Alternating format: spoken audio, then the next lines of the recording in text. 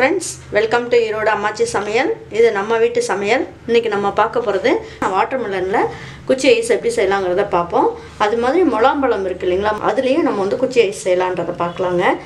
பாருங்க நான் இந்த அளவுக்கு ஜவ்வரிசி எடுத்துர்க்கேன். இப்போ வந்து நம்ம இதல போட்டு வெறும் சட்டியில போட்டு நம்ம வறுத்துக்கலாம் அத. சும்மா லேசா நம்ம வறுத்தோம்னா கொஞ்சம் பெருசா ஆகும். கருக விட்டுறாம வறுத்துக்கணுங்க. இப்போ எடுத்து இத கொட்டிக்கலாம். இப்போ இது சேமியானது. இது நல்லா வறுத்தாச்சு. இப்போ எடுத்து வச்சுக்கலாங்க. இப்போ ஐஸ் எப்படி செய்யலாம்ன்றத பார்க்கலாம் வாங்க. பாருங்க நம்ம வந்து இந்த விதையோட தான் போட்டுருக்கோம். இப்போ இதுக்கு தேவையான சர்க்கரையை போட்டுக்கலாம். கொஞ்சம் ஸ்வீட் ஜாஸ்தி இருந்தா தான் நல்லா இருக்கும். இதுல பாதி சர்க்கரை போட்டுறலாம். நல்லா அரைச்சிட்டேன் நல்லா. இதுல தண்ணி நிறைய வரும்ங்கறதனால நான் தண்ணி எதுமே ஆட் பண்ணலங்க. ஆட் பண்ணாதீங்க. பண்ணீங்கன்னா டேஸ்ட் மாறிடும். ஒரிஜினல் ஜூஸ் மட்டும் தான் இருக்கு இதுல. இப்போ இத நல்லா வடிச்சுக்கலாம். பாருங்க இப்போ ஜூஸ் மட்டும் இருக்கு. இப்போ முலாம்பழம் எப்படி அடிக்கலாம்ன்றத காட்றேன். முலாம்பழம் இதல போட்டுக்கலாம். இப்போ இதுக்கு தேவையான அளவுக்கு சர்க்கரை போட்டுக்கோங்க. இத நல்லா மிக்ஸில போட்டு அடிச்சுக்கலாங்க. உங்களுக்கு ஸ்வீட் வந்து கொஞ்சம் தூக்கலா தான் இருக்கணும். இப்போ நல்லா அரைச்சிட்ட மிக்ஸில இதுல தண்ணி எதுமே ஆட் பண்ணல நானு. இது ஒரிஜினல் ஜூஸ் இதல நமக்கு கிடைச்சிருக்கு. இப்போ நம்ம எடுத்து வச்சுக்கலாம் ஒரு பாத்திரத்துல. பாருங்க இப்போ வந்து நம்ம அந்த ஜூஸ் எடுத்து வச்சோம் இல்லீங்களா? சக்கரை போட்டு அடிச்சு ஃப்ரெஷ் ஜூஸ் தான். நம்ம தண்ணில எதுமே ஆட் பண்ணல. இப்போ வந்து என்ன பண்ணுங்க? இதுலயே வந்து நீங்க கொஞ்சமா சேமியா போட்டுக்குங்க. சேமியா போட்டிங்கன்னா நல்லா ஊறும். அது மாதிரி ஜவ்வரிசியும் 2 போட்டுக்கலாம். ரொம்ப போட வேண்டாங்க. போட்டிங்கன்னா அங்கங்க ரொம்ப இதா தெரியும். மறுபடியும்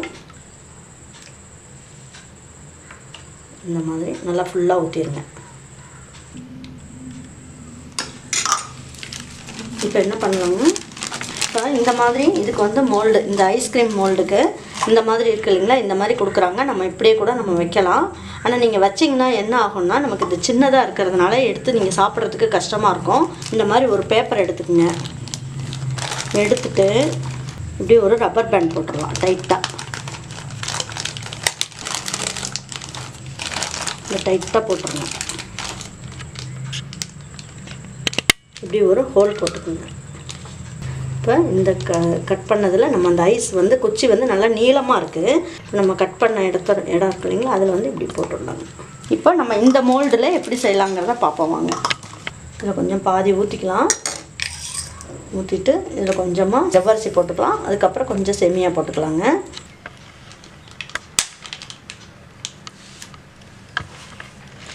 சேமியா ஜவ்வரிசி போட்டு நமக்கு குச்சி ஐஸ் ரெடி ஆயிடுச்சுங்க. அது மாதிரி முலாம்பழத்துலயும் ஒரு ஐஸ் ரெடி ஆயிடுச்சுங்க.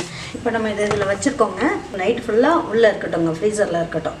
இங்க பாருங்க சூப்பரா ஐஸ் ரெடி ஆயிடுச்சு. இப்போ இது எடுக்கிறதுக்கு எப்படி எடுக்கிறதுன்னு பாத்தீங்கன்னா இந்த மாதிரி தண்ணிக்குள்ள கொஞ்ச நேரம் வச்சிங்கனாலும் பரவாயில்லைங்க. இல்லைனா இப்படி தண்ணி ஊத்துங்க.